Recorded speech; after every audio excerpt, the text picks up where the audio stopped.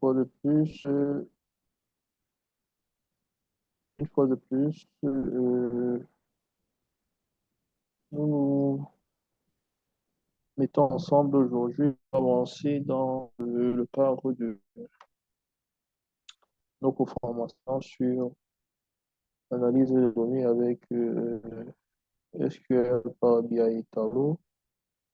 Donc, par rapport à la dernière fois, il y a un test qui sera mis en ligne, un test d'environ 30 à 40 minutes maxi qui sera mis en ligne de tester ce que vous avez comme connaissance. Donc, vous aurez accès au test probablement, si je me, si je me trompe pas, il y a une modification de l'heure. Donc, je crois qu'à partir de, le test sera ouvert à partir de, je crois à partir de 18 heures. Défaut, pas défaut, il y aura modification. Mais à partir de 18 heures déjà, je crois que le test sera disponible. Et vous pourrez, vous allez passer 30 à 40 minutes sur le test en question. Ensuite, on vous enverra les notes. Bien. Le cours d'aujourd'hui, c'est un cours qui va porter sur le type de données, les types de données que l'on peut utiliser, en fait, les types de données phares qu'on utilise de manière régulière lorsqu'on parle des bases de données et on manipule au quotidien, surtout dans le cadre de l'analyse de données. Nous allons parler des clés primaires, des clés étrangères lorsqu'on crée les tables. Dans MySQL, nous allons travailler avec MySQL Server. Donc, nous allons travailler avec Workbench. Nous allons utiliser pour travailler dans des différentes sessions sur SQL. Euh, Par la suite, nous allons voir comment créer une table et comment insérer les données dans cette table-là. Déjà, j'aimerais savoir, est-ce que vous avez pu avoir accès euh, aux pièces jointes qui vous ont été envoyées la base de données Sakira? Est-ce que tout le monde a pu avoir accès à ces données-là?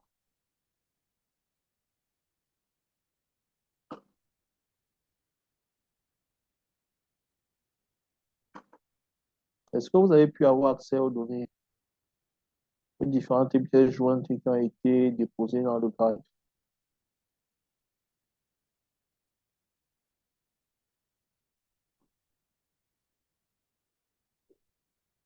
Il y a que Blood qui a répondu. Et le reste alors,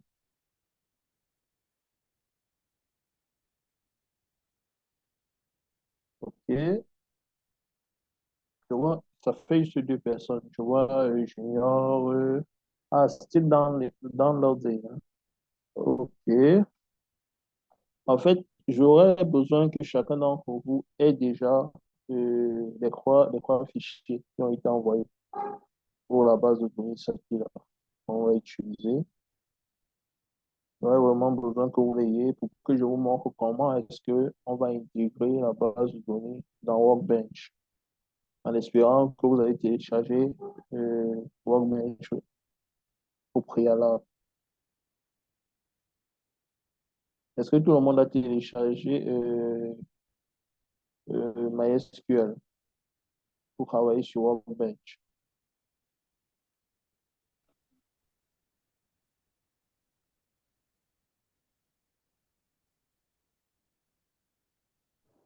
Est-ce que tout le monde l'a fait?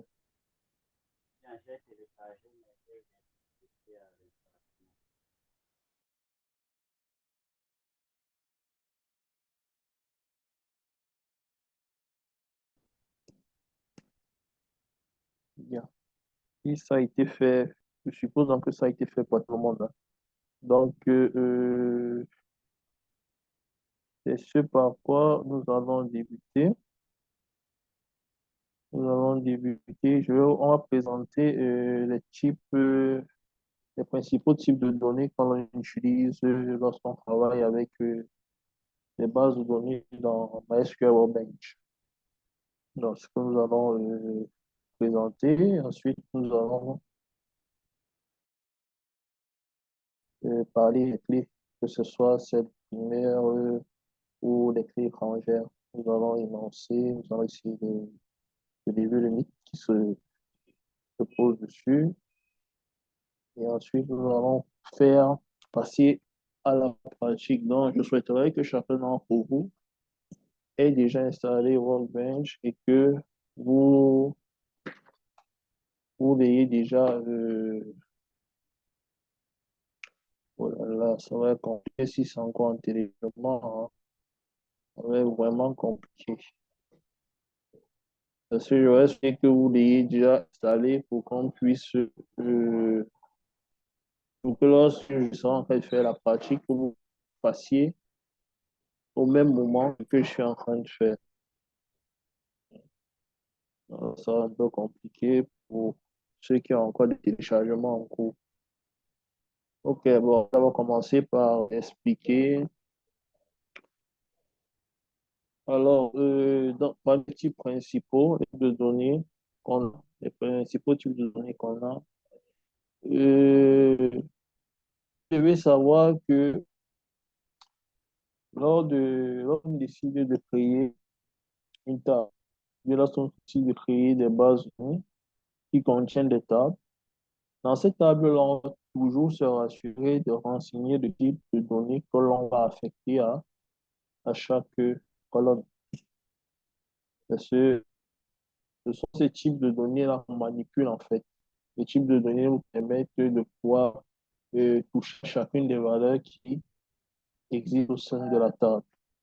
Donc, lorsqu'on travaille avec MySQL Workbench, les types principaux avec lesquels nous interagissons au quotidien, il y a le type booléen, il y a les caractères, il y a les nombres, il y a aussi le type date. Ce sont les types avec lesquels nous interagissons au quotidien et que nous utilisons de manière régulière. Donc, nous allons essayer de parler de chacun de ces types. Il y en a plusieurs, hein. Il y en a plusieurs, mais je parle juste des types principaux avec lesquels nous interagissons au quotidien.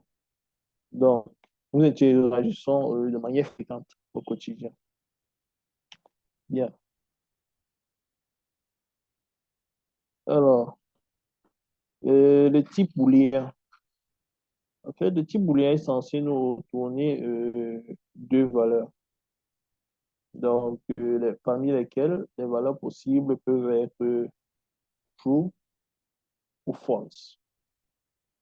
Et dans le cas où, lorsque nous définissons le type d'une colonne, ça ne reconnaît pas la valeur que l'on a ancrée, ça va nous renvoyer une valeur nulle. Donc, lorsqu'on déclare une colonne qui va contenir le type booléen, on va utiliser comme mot-clé booléen pour définir le type. C'est le mot-clé que nous allons utiliser lorsqu'on allons définir le type de données qu'on doit affecter à la colonne, si c'est une colonne qui doit contenir le type booléen. Donc, lorsqu'on désire ou bien lorsqu'on cherche à insérer une donnée dans une colonne de type booléen, ce qu'on va faire, c'est qu'on va permettre à MySQL de pouvoir convertir la donnée que nous entrons en booléen. Donc, si nous faisons entrer peut-être 1, yes, y ou true, ces valeurs-là vont directement être converties en valeurs true. Et si nous insérons des valeurs 0, no, n ou false, directement, le MySQL Workbench va comprendre qu'il s'agit en fait d'une valeur false. Donc, lorsque nous allons effectuer la sélection d'une donnée au sein d'une colonne qui est de type booléen, MySQL peut nous afficher un T pour dire que c'est vrai, donc pour true, ou alors nous afficher un F pour dire false, ou simplement afficher un espace pour dire que la valeur est nulle. En fait, ça ne reconnaît pas ou alors il n'y a aucune valeur qui a été affectée. Est-ce que jusque-là, ça va? Est-ce que jusque-là, ça va? Oui, ça va, pour moi, ça va. Et les autres?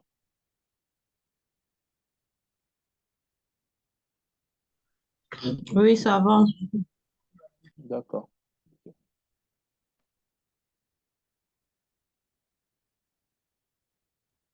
Là, nous passons, là, nous passons au deuxième type qui concerne les caractères. Passons au deuxième type qui concerne les caractères. Alors, au sein des caractères, vous avez plusieurs variantes au sein des caractères. Et vous pouvez avoir des valeurs statiques et vous pouvez avoir des valeurs variables. Et parmi les valeurs statiques, vous avez une contenance d'un à plusieurs caractères. Donc, lorsqu'il s'agit de définir un seul caractère, le mot-clé utilisé ici pour définir le type, c'est char. Lorsqu'il s'agit d'une chaîne de caractères de longueur fixe, on va définir ici, après avoir utilisé le mot char, on va définir la longueur de la chaîne de caractères. Elle est fixe. Ceci veut dire quoi? Ça veut dire que si l'on désire insérer une donnée qui a une longueur inférieure à la valeur n, alors MySQL va se charger de compléter avec des espaces.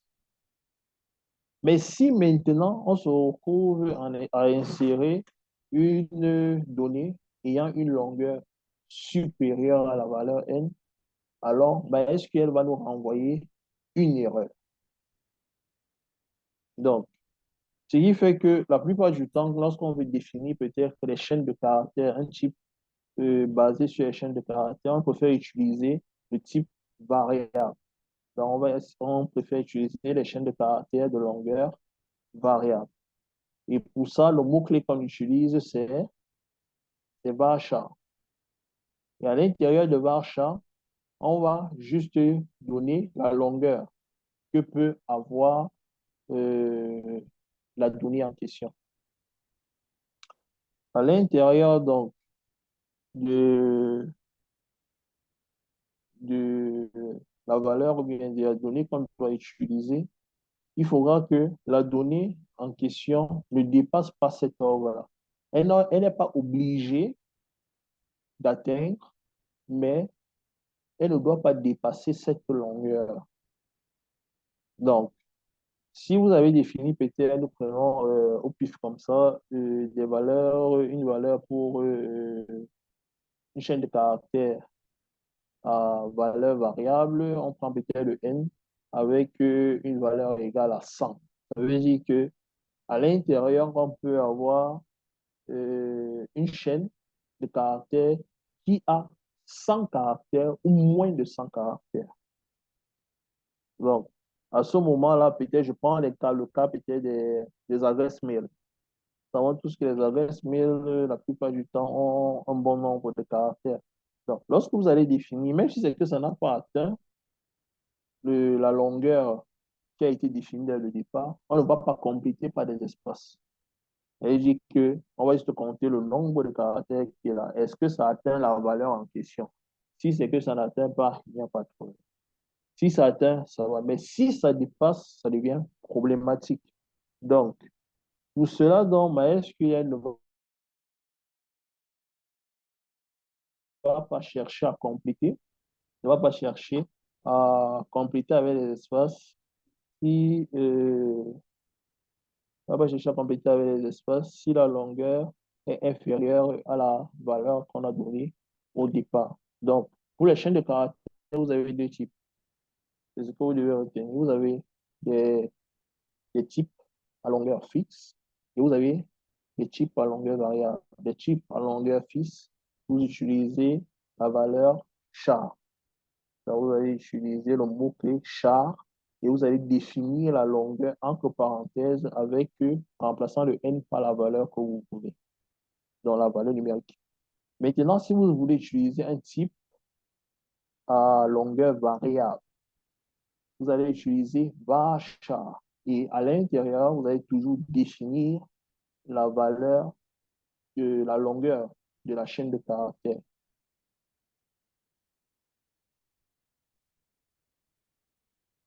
Pour la suite, nous allons parler des nombres. Nous avons les grands nombres et nous avons les petits nombres. Donc, oui, Bouli. Bonsoir à tous. Moi, je n'ai pas très bien compris le caractère varchar. Je m'attendais à ce que, avec cela, on n'ait plus besoin de préciser, par exemple, la taille de la donnée qu'on doit entrer. Parce que si on prend varchar, on fixe encore à n. Oui. Et dans char également, on fixe à n. Je ne vois pas trop la différence qu'il y aura entre les deux. OK, C'est pas très bien compris. d'accord. Dans char, n'est-ce pas, on suppose que la longueur est fixe et qu'à chaque fois que vous écrivez, vous insérez une donnée, que la donnée en question va être complétée par des vides si. Donc, on va ajouter des espaces et les espaces ici sont considérés lors de la lecture de la donnée, si vous comprenez bien. Donc, le système, quand il va lire la donnée, si c'est qu'on exécute une requête ou on interroge la base de données pour extraire les données, les espaces qui ont été ajoutés par l'outil que nous utilisons vont être considérés. Ça veut dire que s'il faut traiter cette donnée-là, on aura des soucis parce qu'il y a des espaces qui vont se retrouver à l'intérieur. Et il va falloir chercher à supprimer les espaces pour rester exactement avec la donnée. Or, avec l'utilisation de varchar, déjà, on n'a pas ce problème-là. C'est la première chose. On n'aura pas ce problème-là. Il n'y aura pas d'ajout d'espace. Euh, tout ce on va devoir utiliser ici, c'est tout ce qu'on va devoir considérer, en fait, c'est de se rassurer que l'ensemble des données qui sont insérées ne dépasse juste pas la limite qui a été fixée par la longueur du type de données en question. Donc, l'avantage que VARCHAR propose par rapport à CHA est déjà que vous n'allez pas avoir une modification de la donnée que vous insérez. Parce qu'avec CHA, ça modifie la donnée. Au cas où la longueur est inférieure, la longueur de la donnée est inférieure à la valeur que vous avez donnée dès le départ, on va compléter automatiquement. Ça va compléter par des espaces. VARCHAR te dit que si tu insères une donnée et que la longueur de la donnée est inférieure à la valeur que tu as définie pour ce type-là, moi, je ne complète pas. Je garde les caractères tels qu'ils sont insérés. Et je n'aurai pas besoin de compléter. Est-ce que tu vois la différence? Oui, oui, c'est bon, je comprends très bien. C'est bon, on peut continuer. On peut continuer. D'accord. Alors, je vous disais qu'on a deux types. Nous avons deux types de nombres. Les principaux utilisés, ce sont souvent les ints, auxquels on peut ajouter des floats, on peut ajouter des doubles. Mais maintenant, au niveau des ints, on a deux types. La plupart du temps, c'est ce qu'on utilise les entiers. Alors, on a le small integer on représente comme type à l'intérieur avec le mot small int. Donc, c'est représenté sur 2 bytes. Et ça peut prendre des valeurs allant de moins 32 768 à 32 767. C'est pour les petits nombres. Maintenant, il y a son grand frère, si on peut le dire comme ça, qu'on appelle int. Parfois, on peut écrire integer ou alors on peut écrire int. Lui, il est étalé sur 4 bits. Maintenant, lui, il peut contenir ce grand nombre que vous voyez là. Donc, environ 214 783 648, moins plutôt. Oh, excusez, il y a un moins. Il y a le moins ici, en fait.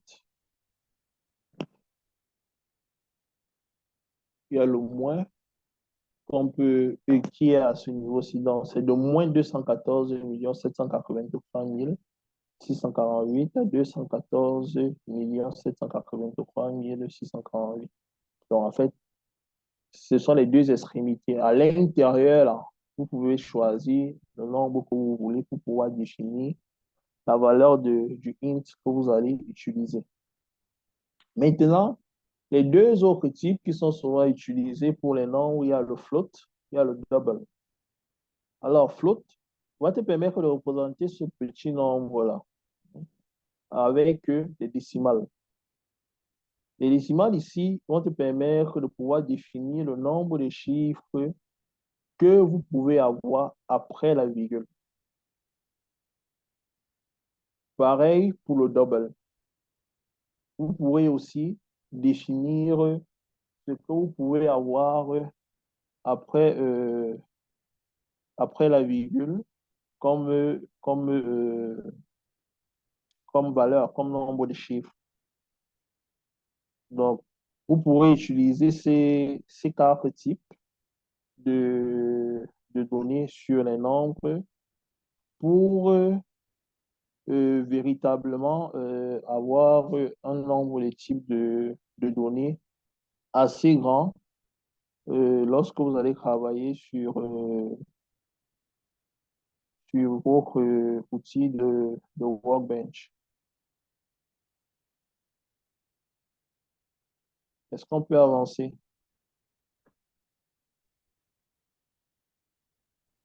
Pardon, comment faire la différence entre grand nombre et petit nombre? Oh, OK. En fait, les grands nombres et les petits nombres, n'est-ce pas? Si vous prouvez que le nombre que vous voulez insérer va au-delà des limites des bornes qui ont été imposées. Je ne sais pas si vous voyez. Oui, oui, oui. OK. Si vous D'accord. prouvez que le nombre que vous voulez mettre va au-delà des limites qui ont été insérées, Mhm. alors là, vous vous retrouvez dans la tranche des grands nombres. D'accord. Oui. Donc, tant que vous êtes à ce niveau-ci, vous pouvez utiliser le small int. D'accord. Mais la plupart du temps, quand on travaille, vu que le small int est contenu dans le int, vous pouvez directement définir sous forme de int. D'accord. Oui, Merci. je vous en prie. Alors,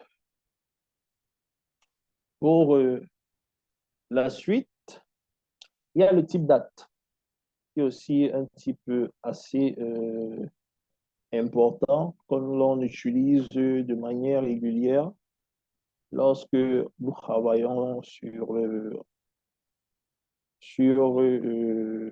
l'exécution des requêtes pour interroger les différentes bases de données.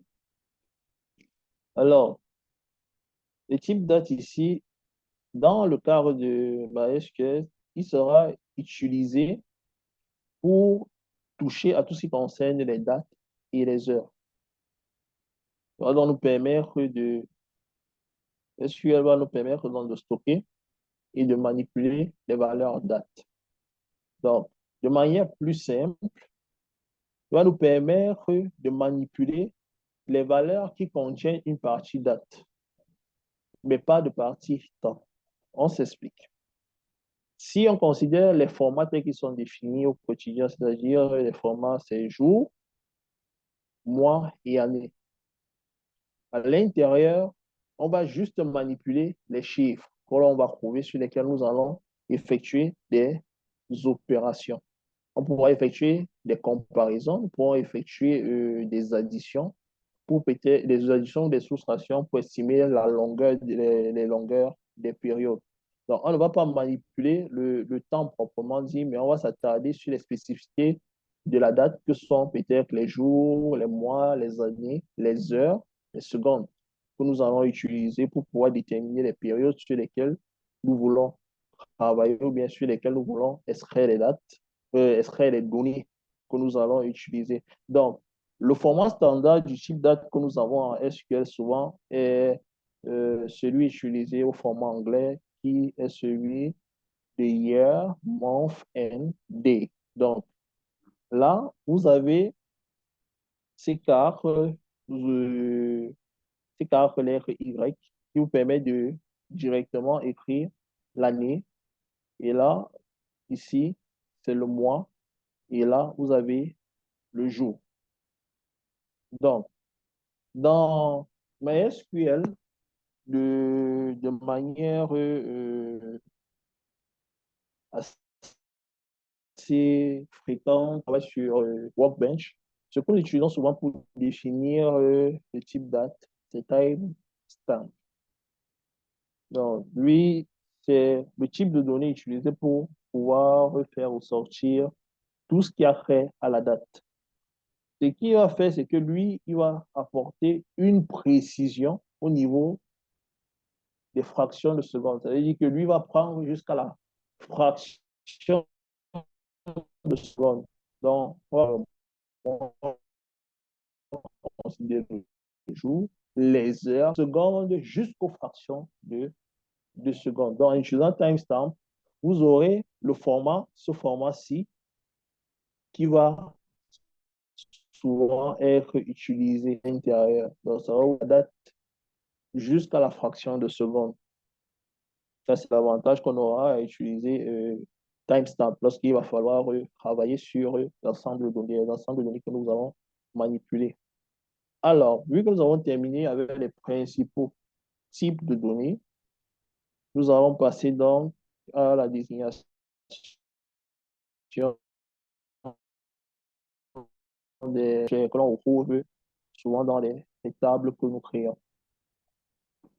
Alors, la clé primaire est celle-là qui va permettre d'identifier de manière unique une ligne ou des données appartenant à une ligne dans une table. Nous allons prendre un cas simple. Lorsque nous sommes au sein d'un système peut-être de gestion d'étudiants, chaque étudiant est identifié par un identifiant unique. Et cet identifiant unique, lorsqu'on les sert dans un système, nous permet d'avoir accès à toutes les données qui sont reliées à cet étudiant-là, que peut être son nom, que peut être son âge, que peut être son sexe, que peut être le niveau auquel il est inscrit, les matières auxquelles il participe. Donc, toutes ces données à partir de cette idée-là, et vu que l'identifiant est unique, on ne pourra pas avoir un autre étudiant avec cet identifiant. On pourra juste retrouver l'étudiant qui a l'identifiant en question. Et il y a plusieurs méthodes de pouvoir le faire. Donc, nous allons voir comment est-ce que on définit les contraintes des clés primaires et les contraintes des clés étrangères lorsque nous allons avancer un peu plus tard dans le programme de formation. Nous verrons comment est-ce qu'on déclare les contraintes en question. Donc,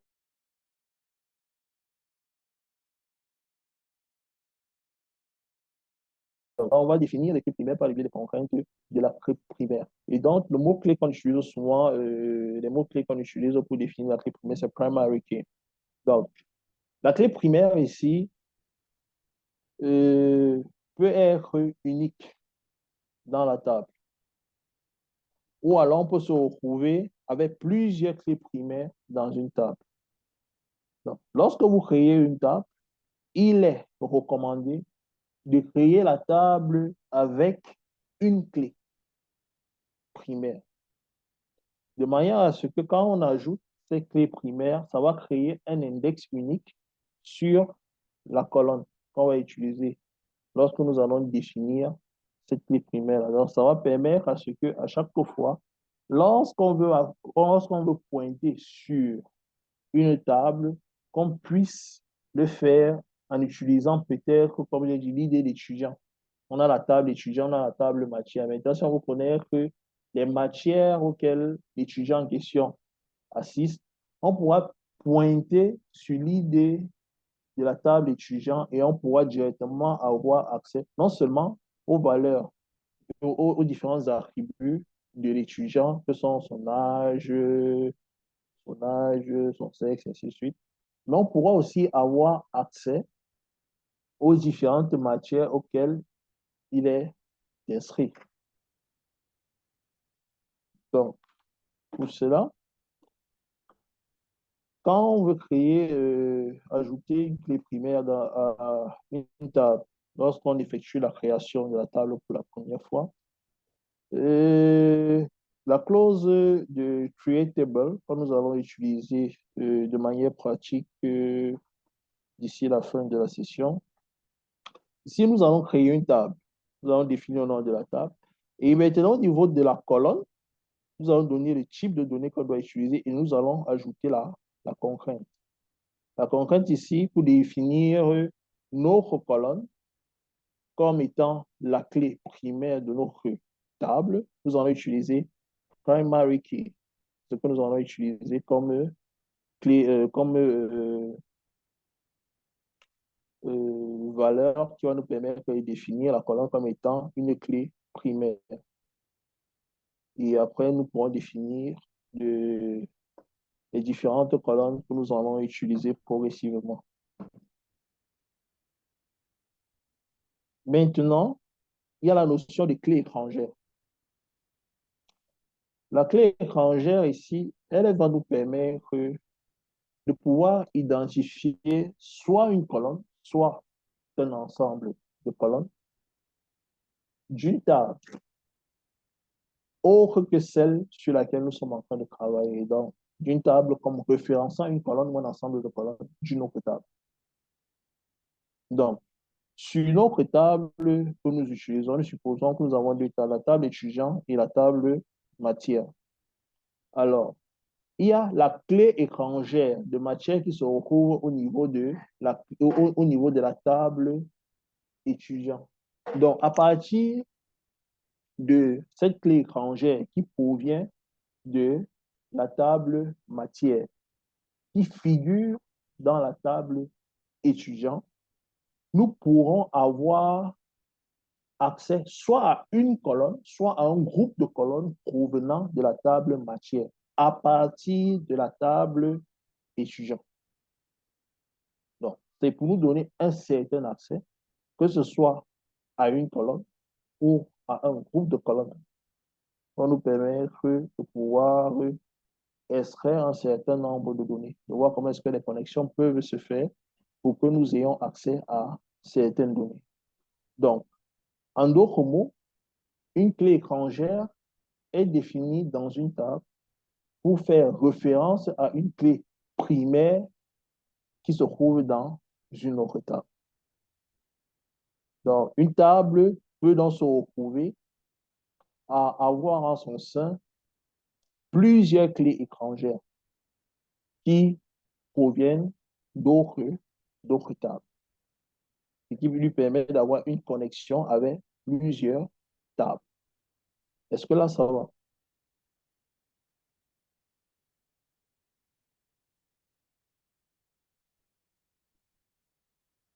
Est-ce que jusque-là, nous sommes ensemble?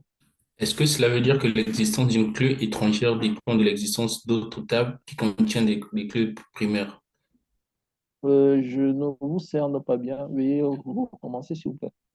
Je dis, est-ce que cela veut dire que l'existence d'une clé étrangère est conditionnée par l'existence d'autres tables d'abord, hein, qui, elles, Oui, contiennent des clés primaires? oui. Pour qu'il y ait une clé étrangère au sein, disons que disons que vous représentez une table, n'est-ce Oui, pas? Et oui, que moi, je représente une table. d'accord, Pour que moi, je puisse avoir une clé étrangère, oui, il faudrait qu'une autre table existe avec une clé primaire. Et c'est cette clé primaire-là qui migre chez moi pour D'accord. devenir clé étrangère. D'accord. OK. Donc, C'est ça qui va sans, faire le lien entre les deux. Oui. d'accord. Donc, sans l'existence d'autres tables ayant D'accord. des clés primaires, la table que l'on utilise ne peut pas avoir de clé étrangère. D'accord. Ok. Donc, alors, nous savons tous que la base de données est constituée de tables. Je crois que tout le monde le sait.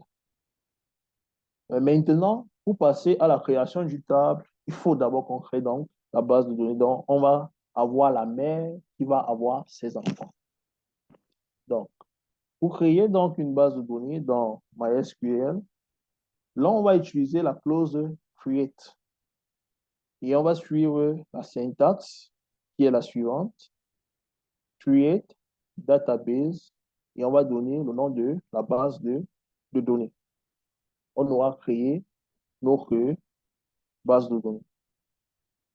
Mais si maintenant on veut éviter que lorsque nous créons une base de données, que l'on se retrouve avec une erreur lorsque nous allons créer notre nouvelle base de données, on va ajouter l'option if not exist.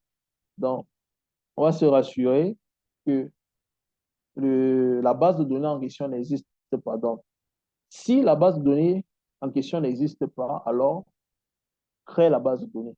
C'est ce qui va se passer dans MySQL. Mais si elle existe, elle ne va pas créer. Donc, la syntaxe qu'on utilise à ce moment-là, c'est create database if not exist. Et on met le nom de la base de données. Si lors de la vérification, MySQL se rend compte que la base de données en question n'existe pas, alors elle va créer. Mais si elle se rend compte que la base de données existe, vous aurez un message qui vous dit que la base de données en question existe déjà au sein de votre système. Donc, elle ne peut plus être créée. Après avoir donc créé la base de données, nous allons passer à la création de tables. Donc, pour créer une nouvelle table dans MySQL, nous allons utiliser la clause create toujours, mais à laquelle nous allons remplacer database par table. La syntaxe associée est create table suivi du nom de la table. Maintenant, chaque table contient des colonnes. Donc, ce que nous allons faire pour créer ces colonnes, c'est que nous allons commencer par ouvrir la parenthèse après le nom de la table. Nous allons définir le nom de la colonne. Nous allons définir le type de la colonne et nous allons définir la contrainte liée à cette colonne-là. Donc, nous allons le faire ici pour le nombre de colonnes que nous voulons mettre dans notre table. Vous voyez ici, on passe de la colonne 1 à la colonne N. Et nous allons instaurer les contraintes liées aux différentes colonnes. Maintenant, inherit qui est ajouté à ce niveau, c'est pour créer notre table que nous avons déjà, que nous allons créer dans notre nouvelle table. Donc, nous allons créer ici, non-table que nous allons créer. Maintenant, nous allons associer ce non-table, donc les différentes colonnes qui vont figurer dans non-table. Nous allons y ajouter les colonnes de non-table existantes. C'est-à-dire qu'il y a déjà une table qui existe. Et maintenant, nous souhaitons, au-delà des colonnes que nous créons, associer la structure de la table existante. Donc, si on prend toujours dans le système scolaire, on prend peut-être la table matière et on prend la table unité d'enseignement. La table matière étant déjà créée, nous allons vouloir créer la table unité d'enseignement. Sauf que la table unité d'enseignement ici a des colonnes spécifiques à elle. et a aussi la même structure de table, la même structure de colonne ou de table qui figure dans matière. Donc, ce que nous allons faire, c'est que nous allons prendre les colonnes qui n'existent pas dans matière, que nous allons créer lorsque nous allons créer la table unité d'enseignement, et nous allons utiliser inherit sur la table matière, de manière à ce que les colonnes qui figurent dans matière puissent être jointes aux colonnes que nous venons de créer. Et là, maintenant, la table unité d'enseignement va se retrouver avec ces colonnes spécifiques et les colonnes de la table matière qui seront ajoutées. Est-ce que c'est bon? Non, non, non. C'est pas bon. Moi, j'ai pas très bien compris. J'ai Je pas dis ce... vraiment compris cette partie. D'accord, je dis ceci, n'est-ce pas? Vous avez matière, n'est-ce pas, qui a un certain nombre de colonnes. Maintenant, on vous dit qu'on veut créer une nouvelle table qui est unité d'enseignement. Unité d'enseignement a aussi certaines colonnes. Mais on se rend compte que dans unité d'enseignement, il y a des colonnes, il y a certaines colonnes qui ressemblent à des colonnes qui sont dans matière. Au lieu de venir réécrire lors de la création toutes les colonnes et redéfinir le même type, les mêmes contraintes, ce qu'on fait, c'est quoi? C'est qu'on écrit juste les colonnes qui ne figurent pas dans matière. On va juste écrire les colonnes qui ne figurent pas dans matière et pour récupérer donc les colonnes qui figurent dans matière, de manière à ce qu'on puisse avoir la table complète d'unité d'enseignement, ce qu'on va faire, c'est qu'on va utiliser le mot-clé inherit, de manière à ce qu'on puisse copier la structure de table matière et qu'on l'associe aux différentes colonnes qu'on a créées ici pour avoir la table complète de unité d'enseignement. Donc, c'est juste un ajout. Si on se rend compte que il y a des éléments qui figurent ailleurs et qui normalement sont censés figurer chez moi. Au lieu de réécrire toute la syntaxe en reprenant ce qui figurait peut-être chez vous, reprendre toute la syntaxe en écrivant ce que j'ai que vous n'avez pas et ce que je suis censé avoir que vous avez, je vais juste réécrire ce que vous n'avez pas et utiliser le mot-clé inherit pour prendre tout ce que vous avez et associer chez moi. Donc, j'aurai une copie de votre structure, mais associée à d'autres éléments. Je ne sais pas si vous comprenez.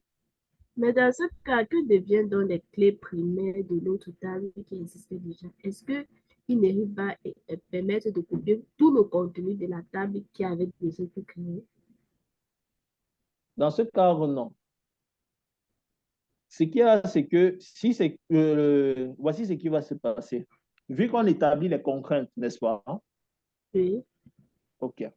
Vu qu'on établit les contraintes, si on se retrouve avec des contraintes et qu'on est censé avoir plusieurs clés, on se retrouve dans un cas où on aura plusieurs clés primaires, n'est-ce pas? oui. Les contraintes ne vont pas directement être appliquées sur les colonnes. On va utiliser les contraintes de table. Ça veut dire qu'on va définir les colonnes avec les types et à la fin, lorsqu'on aura fini de créer la table, on va ajouter une contrainte de table qui va nous permettre de définir certaines colonnes, donc de définir la liste de colonnes qu'on aura comme étant une liste de colonnes comme étant la liste des clés qui sont la liste des colonnes qui sont des clés primaires. Donc, à ce moment-là, on ne va pas passer colonne par colonne pour définir qui est la clé primaire. Mais on va attendre d'avoir créé la table en question et créer une contrainte de table au lieu de créer des contraintes de colonne. Donc, si je comprends bien, par exemple, dans ce cas, on va Oui. mettre une contrainte du genre copier tout le contenu de la table sauf la clé primaire. C'est pas... Non, on va copier, on va copier la table, n'est-ce pas? Oui, on va copier la table, n'est-ce pas? Oui, Quand on va copier la table va venir avec la clé primaire. exactement. Très bien. Sauf que nous, on va définir, puisqu'on aura une clé primaire chez nous. Oui, déjà. Voilà. Nous, on va définir une contrainte pour dire qu'on a une de nos colonnes, parmi les colonnes que nous avons créées, et il y a la colonne qui provient de la structure déjà établie par votre table. Est-ce qu'on Oui. se comprend? On va donc créer une liste de colonnes et on va définir la contrainte sur cette liste de colonnes pour définir les deux clés comme étant des clés primaires pour ma table. Ah, comme on a dit tout à l'heure qu'une table pouvait avoir plusieurs clés primaires. Oui. Ah, ça veut dire que dans ce cas, la clé primaire de l'autre table viendra encore être une clé primaire de la nouvelle table qu'on vient de créer. Si j'applique la contrainte de table, je vais la prendre comme étant une clé primaire chez moi. D'accord. C'est bon? Pour le moment, ça peut aller. Non, on va faire on va faire la pratique. C'est juste que comme certains n'ont pas encore eu à installer, ça va être un peu problématique, mais on va faire la pratique. On va faire des exemples pour que vous puissiez voir. C'est bon? Merci. OK. Bunda Alex, please, doc, can we use a practical example to explain creation table? Oui, on va le faire. On va le faire. Patientez juste un peu le temps de pouvoir expliquer toutes les notions théoriques et on va passer à la pratique.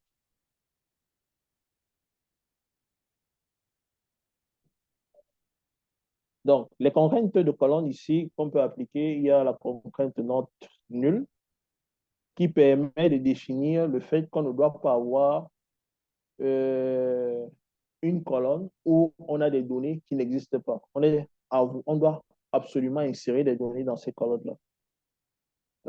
La contrainte unique, il faudrait que la valeur qu'on définit soit unique, soit identifiée à une seule ligne, pas à plusieurs. On a vu primary key, qui va donc nous permettre de pouvoir définir la clé primaire. Vu que la clé primaire est unique, nous comprenons directement que c'est une association entre la contrainte unique et la contrainte note nulle, qui nous permet de définir la clé primaire. On peut donc définir une colonne, comme je vous le disais, en tant que clé primaire, en utilisant une contrainte au niveau de la colonne. Mais si la clé primaire contient plusieurs colonnes, on va utiliser une contrainte au niveau de la table. C'est ce que nous allons faire. Donc, les autres types de contraintes que nous avons la contrainte check qui sera utilisée ici pour vérifier certaines conditions lorsqu'on insère ou on essaye de mettre à jour une donnée. Donc, il y a des conditions. Si vous utilisez check, vous allez mettre la condition sur laquelle ça doit s'appliquer. Nous avons l'autre contrainte ici, il y a references, que l'on utilise souvent la plupart du temps pour la définition des clés étrangères. Donc, on va mettre references, on va utiliser foreign keys, on va utiliser pour la définition des clés étrangères. Donc, la contrainte, la references ici, c'est la contrainte de valeur de colonne qui existe dans une colonne autre que notre table. Donc, comme nous étions en train de parler tout à l'heure des différentes tables peut-être qui sont censées migrer vers les autres, on va utiliser les references pour pouvoir définir les clés étrangères auprès d'une table pour que celle-ci puisse avoir accès à une colonne ou à un lot de colonnes qui appartiennent à une autre table. Bien. Ça, les mêmes contraintes sont appliquées au niveau de la table. Sauf que quand vous définissez, vous allez dire ici, pour unique, on va donner la liste des colonnes. C'est ce que nous allons faire. Donc, on va forcer les valeurs de la liste de ces colonnes, entre parenthèses, à être unique. Primary, qui est pareil. Vous voyez qu'on peut définir plusieurs clés primaires au sein d'une table. Donc, on va définir une clé primaire composée de plusieurs colonnes. Pareil pour check. Nous, en check, vous avez dit, c'est la condition qu'on va... mais donc, après avoir défini la table, nous allons donc définir la contrainte, nous allons définir la contrainte check et nous allons mettre la condition de vérification sur laquelle elle doit s'appliquer. On va faire pareil avec references. Bien. Ce que nous allons faire pour l'apprenant qui demandait à avoir un cas pratique, c'est que nous allons essayer de créer chacune de ces tables-ci. Donc, il y a le rôle, il y a l'account et il y a account role. Donc, ce que nous allons faire, c'est que nous allons créer un compte. Au sein de ce compte-là, on a le user ID qui est représenté ici par le JS qui représente la clé primaire. Nous avons le username associé à son type aussi. Nous avons le password, l'email. Nous avons quand est-ce que le compte a été créé et la dernière fois, quand est-ce que la personne s'est loguée sur le compte. Maintenant, le rôle du compte en question, nous allons utiliser le user ID et nous allons utiliser le role ID. Donc ici, nous avons deux clés primaires. Nous allons voir comment est-ce qu'on va définir dans une clé, nous allons définir une liste de clés primaires sur une table. Et maintenant, nous allons, d'ici, nous avons l'attribut qui nous permet de dire quand est-ce qu'on a attribué le rôle à l'utilisateur en question. Si nous allons définir le rôle, donc il y aura un rôle ID et il y aura le nom du rôle défini ici par le caractère, la chaîne de caractères variable à valeur variable qui va s'étaler sur 255 caractères. Donc, si vous me suivez, je vous invite à ouvrir votre Workbench. Et je vais projeter le Workbench.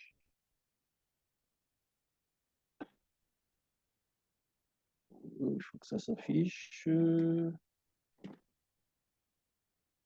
C'est où?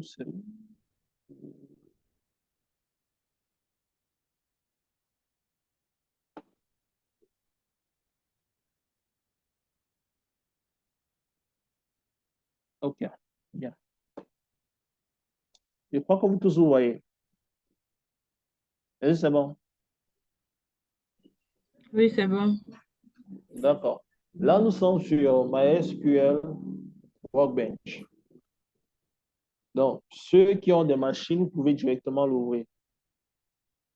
Vous allez voir les instances de connexion, donc les différents serveurs que vous avez eu à créer et sur lesquels vous pouvez travailler.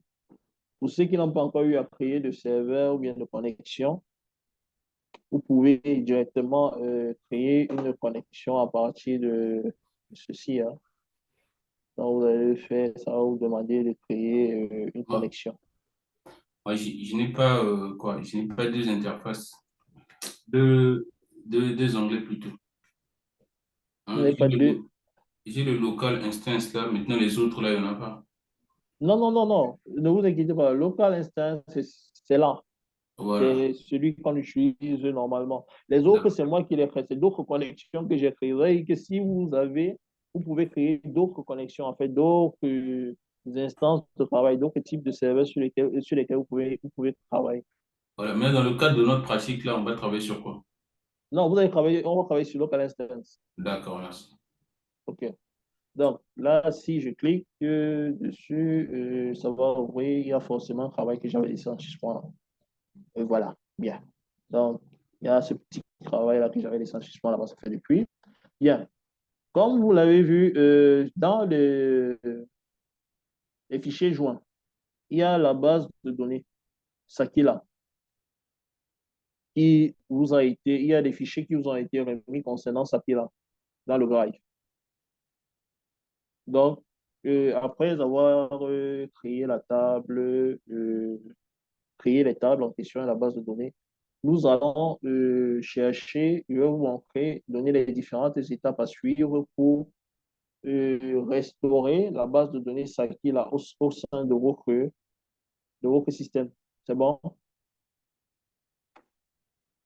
Ça va? On peut continuer.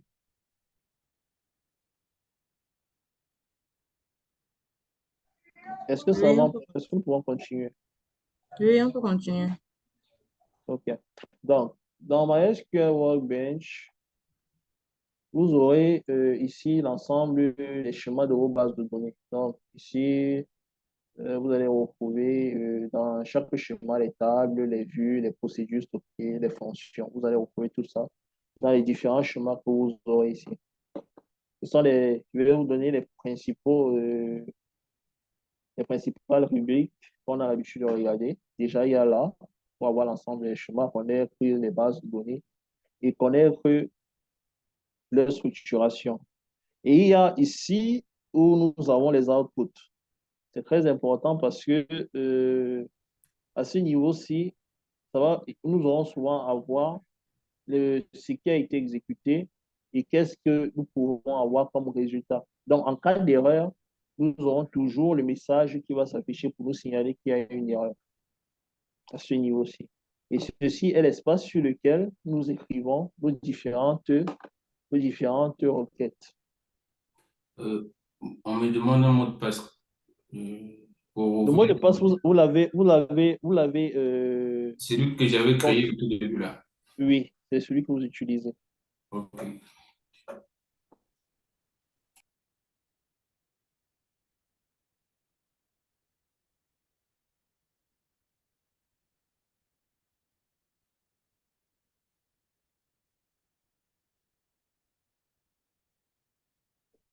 Hmm,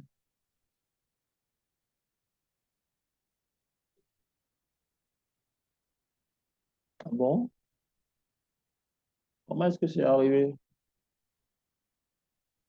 Il s'appelle comment?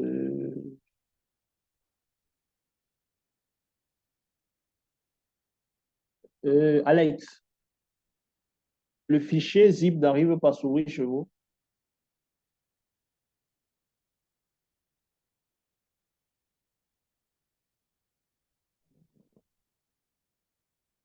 Là, je ne sais pas pourquoi est-ce que ça ne s'ouvre pas.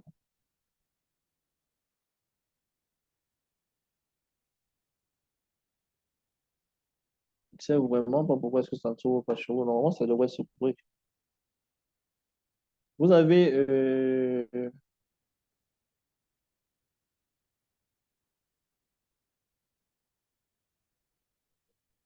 justement, ça, je ne comprends pas. Vous avez un outil qui vous permet d'extraire les données, d'extraire facilement les données, comme peut-être, je sais pas, si vous avez même WinRAR, que vous pouvez utiliser, oui.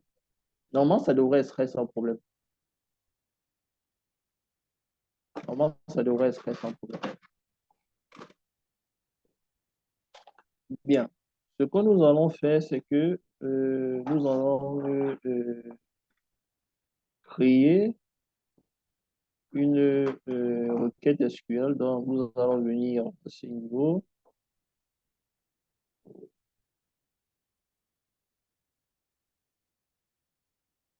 OK, d'accord.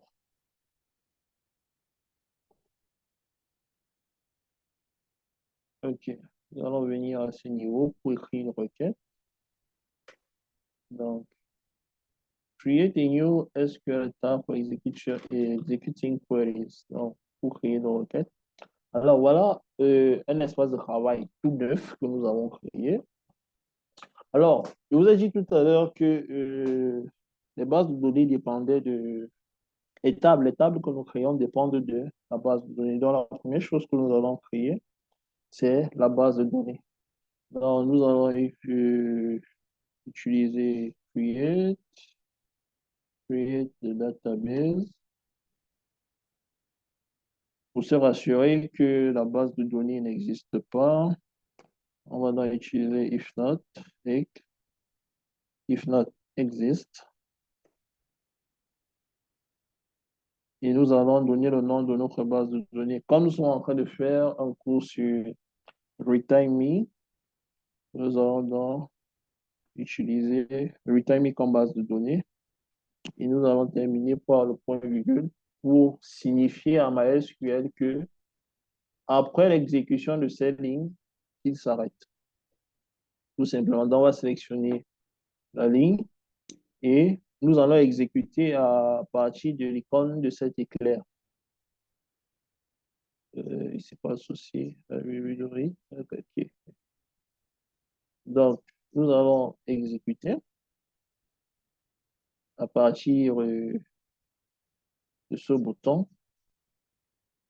Alors, regardez ce qui se passe. On vous dit, voilà l'action qui a été menée, create database, if not exist, retime it. On vous dit qu'à l'intérieur, on a une ligne qui a été affectée, n'est-ce pas? Maintenant, pour voir la base de données en question, nous allons venir ici pour rafraîchir, donc pour actualiser. Ce que nous allons faire. Et quand on actualise, vous voyez bien que retime apparaît à ce niveau-là. Sauf que retime ici n'a pas de table. Il n'y a encore aucune table au niveau de retime. Donc, comme c'est ce sur quoi nous allons travailler, ce que nous allons faire, c'est que nous allons donc définir l'usage de notre base de données. Pour cela, nous allons écrire tout simplement ce que nous allons faire, c'est que nous allons utiliser cette commande-ci, qui est use, ce que nous allons utiliser. Donc, ici, nous allons dire que comme c'est la base de données sur laquelle nous voulons travailler, nous allons donc écrire ici, vu qu'elle est déjà créée, nous allons utiliser use pour dire que c'est ce que nous voulons faire et nous allons passer à la suite. Donc, quand nous allons exécuter avec use. Et vous voyez, ici, c'est ça qui est la que je suis pour le moment. Mais quand je vais exécuter sur use, si j'exécute use retime me, vous verrez ce qui va se passer. Ça change. Donc, ce n'est plus ça qui est là que j'utilise, mais j'utilise retime me. Est-ce que ça va? Est-ce que juste à ce niveau-là, ça va? Non, au niveau de rafraîchir, là, j'ai Ouais, pas j'ai compris. dit, ok, oui, j'ai dit, lorsque vous finissez d'exécuter, n'est-ce pas? La première commande qui est celle de créer la base de données. Donc, create database. Si elle existe, pardon, if not exist, vous mettez le nom de la base de données. Vous mettez le point virgule pour signifier en MySQL que voilà où doit se limiter l'instruction ou bien l'ensemble des instructions à exécuter. Vous exécutez. Une fois que vous avez exécuté, vous cliquez ici pour que ça puisse se rafraîchir. Ouais, mais sauf que moi, je n'ai pas l'onglet là, de rafraîchissement là. Vous ne l'avez pas. Ouais, j'ai serveur statut, non, d'abord management, après serveur statut, client connexion, user and privileges, Ah status, bon? voilà. Et j'en ai pas en fait. Oh là. Ben, je ne sais pas pourquoi vous ne l'avez pas. Normalement, c'est ce que vous devez avoir à ce niveau-ci Oui, je vous pour fais le rafraîchir. truc. Ok, faites une capture.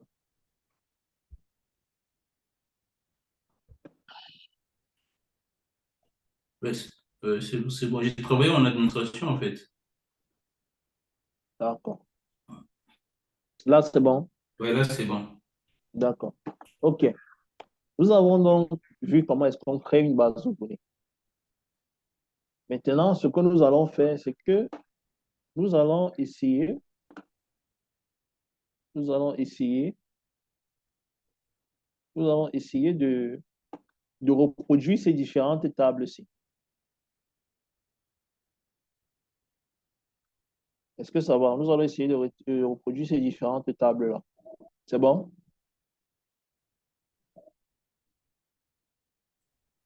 Oui, oui. OK. Donc, nous allons revenir sur MySQL Workbench. OK. La première table que nous allons créer, c'est la table Account. Donc, nous avons dit que pour créer la table Account, nous allons utiliser la clause create S'il vous table. plaît, s'il vous Oui. plaît.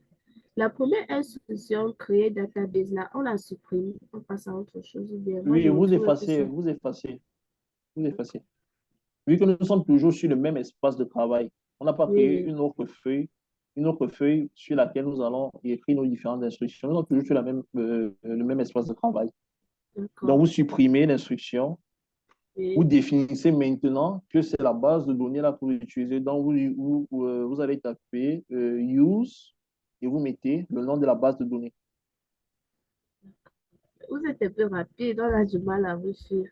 En Ah plus bon? à chaque fois, il faut fermer la page pour pouvoir se retrouver sur Workbench. Ou bien il y a une possibilité de partager l'écran. Moi, je ne sais pas trop. De partager Possibilité. l'écran de mon ordinateur en deux pour pouvoir vous suivre en même temps et saisir les Ah, codes. ok. Vous pouvez diminuer. Je crois que votre Zoom, votre application Zoom est en plein écran chez vous, n'est-ce pas? Oui, exactement. Oui, il y a des possibilités de changer le plein écran en fait. Mais ça se passe comment? Il y a des possibilités de changer le plein écran. Je sais souvent.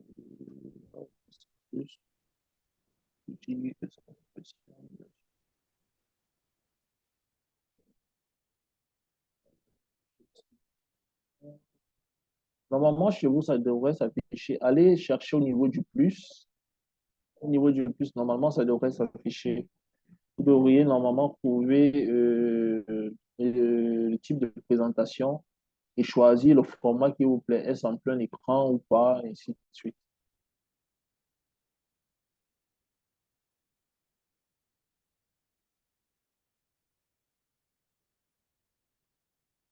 Vraiment, moi, je ne me retrouve pas.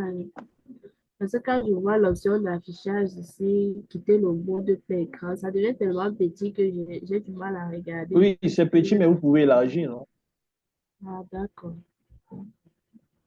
Est-ce qu'il n'y a pas de possibilité de faire élargir? Ok. Ah, ok, c'est bon, c'est bon.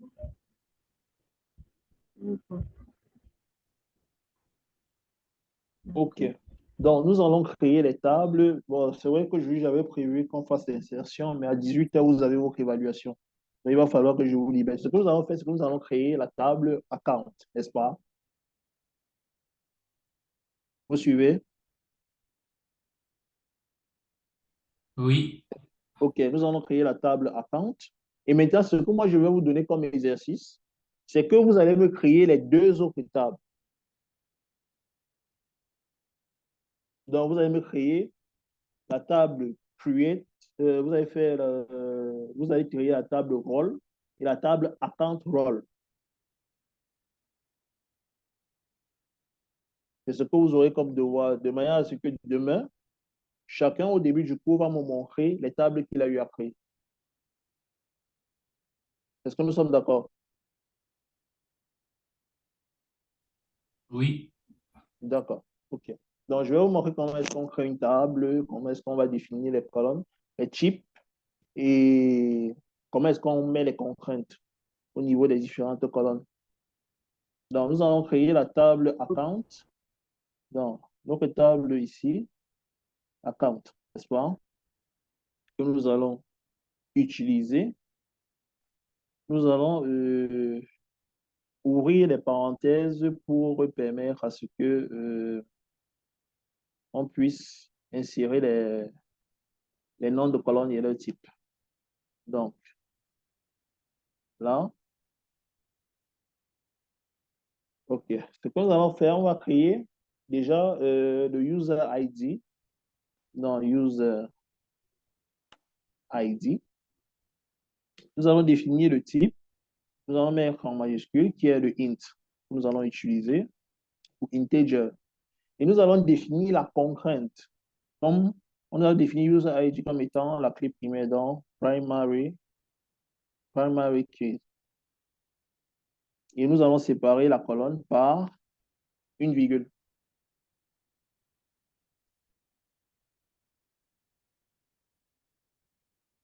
Nous allons séparer la colonne par une virgule pour pouvoir définir l'autre colonne.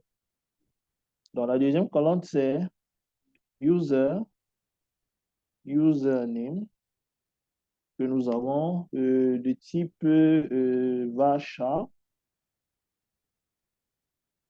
type varchar, avec pour pour valeur ici, nous aurons, deux, nous aurons, nous aurons 50. Et maintenant, nous allons définir le username comme étant une valeur unique. On ne veut pas de doublon au niveau.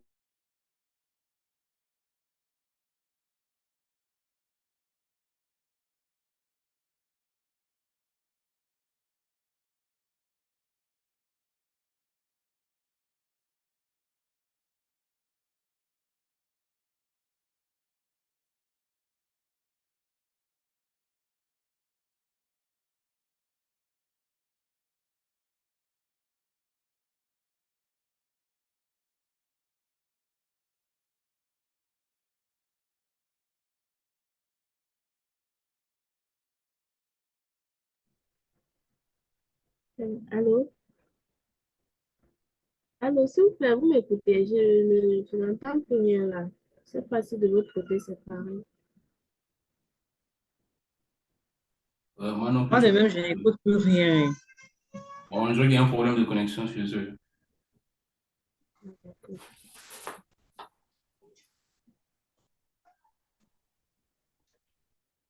Désolé, nous avons été coupés pour un problème de connexion. Nous allons continuer. Nous sommes arrêtés.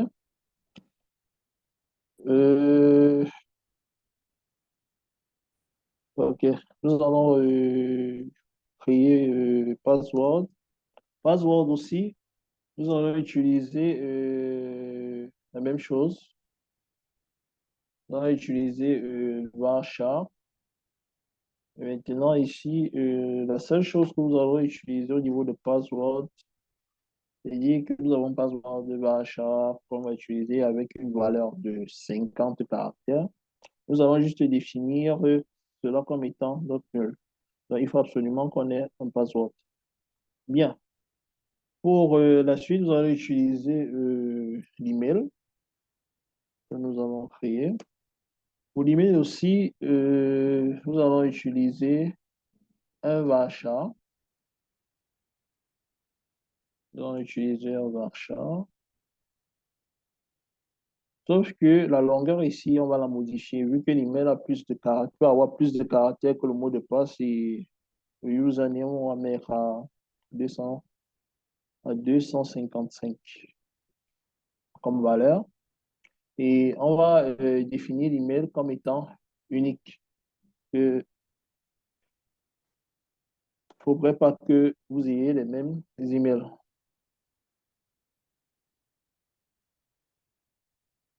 OK.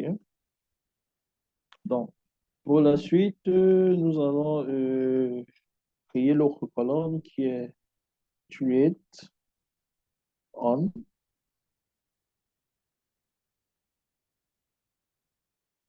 Où nous allons utiliser le type temps. Donc, nous allons utiliser time stamp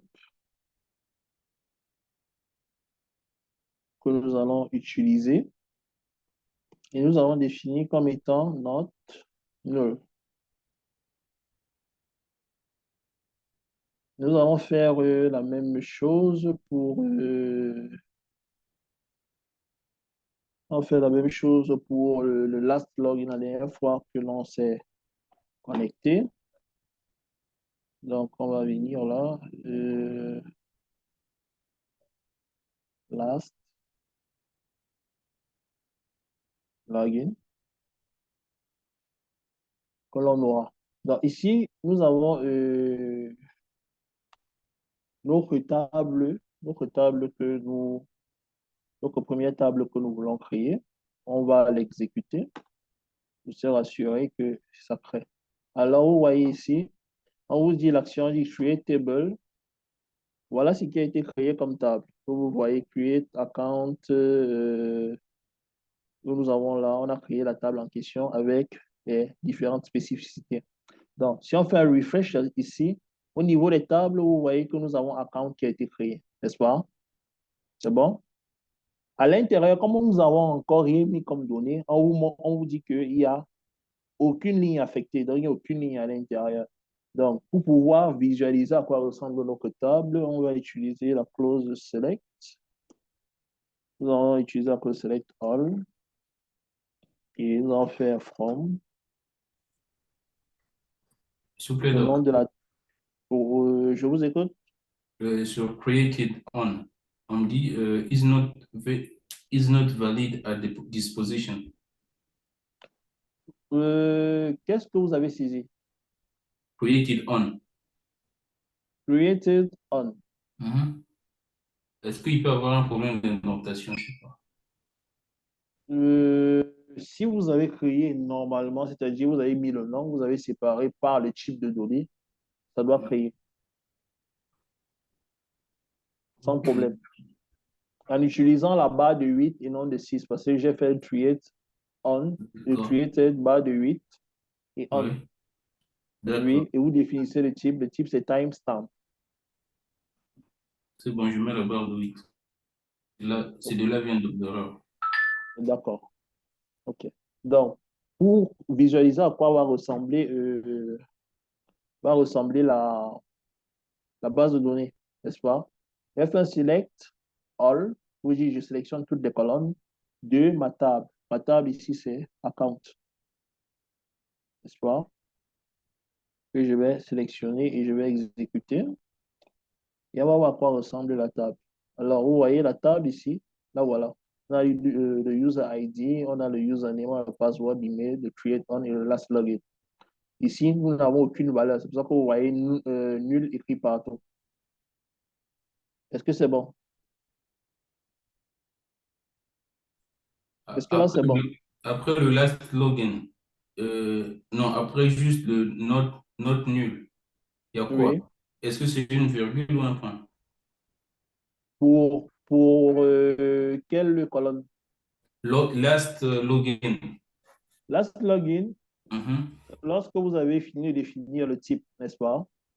Oui, Et que vous avez eu à probablement mettre la contrainte, vous fermez avec la parenthèse et vous oui, mettez le point-virgule à la fin pour dire que d'accord. l'exécution va s'arrêter à ce niveau-là.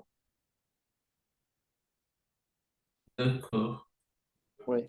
Et lorsque vous allez exécuter, on va vous dire que vous avez créé votre table avec ce sticker pour vous dire que c'est validé en fait. S'il y a une erreur, ça va faire ça va vous donner un sticker avec une croix et ça sera rouge. Mais la parenthèse doit être sur la même ligne. Parce que là, j'ai le rouge là, sur le nul. Tu as du rouge sur le nul. Voilà. Probablement, tu as dû mettre soit une virgule où il ne fallait pas mettre, soit tu as mis un point-virgule avant la parenthèse. Oui, c'est bon. C'est bon? Oui, c'est bon. OK. Lorsque vous exécutez, vous allez voir la table apparaître et vous allez pouvoir faire une requête pour visualiser votre table en question en utilisant la clause select. Donc, j'efface tout ça pour visualiser. Ouais, vous effacez ce que vous avez écrit pour créer la table. OK. Oui. Et Si vous- maintenant, oui, s'il vous plaît, lorsqu'on efface tout ça, et après, on va faire comment pour revoir tout ce qu'on a d'abord écrit? je crois qu'on va vous envoyer un fichier sur lequel vous pourrez voir comment est-ce qu'on crée. J'ai créé la première table. Et à partir de là, vous verrez comment est-ce que vous devez créer les autres tables. Est-ce qu'il n'y a pas moyen de sauvegarder toutes les lignes de code qu'on a déjà écrites ici? Parce que Vous pouvez le faire, n'est-ce pas? oui, En exécutant bout de code par bout de code. Ça veut dire qu'au fur et à mesure que vous écrivez, au moment oui. d'exécuter, vous sélectionnez la portion de code que vous voulez exécuter et vous l'exécutez simplement. Ah, d'accord. Donc, vous pouvez réécrire toutes ces, toutes ces syntaxes-là. Oui, vous pouvez les réécrire, vous les scinder et à chaque fois, vous exécutez les bouts de code en question. C'est bon? C'est bon, je vais essayer parce que là, à la suite de mon code, j'ai ajouté Select from account.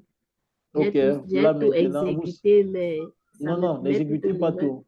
N'exécutez pas tout, vous exécutez le bout de code Select uniquement. D'accord. Mais après Select, là, c'est étoile que je vois ou bien C'est avant étoile, forme. c'est étoile, c'est étoile.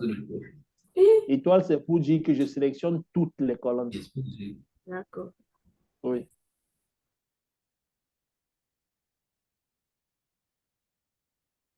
Ok. Bon, nous allons nous séparer là pour aujourd'hui et demain, nous allons continuer. Et préparez-vous déjà parce que dans 4 minutes, vous avez votre quiz qui sera lancé.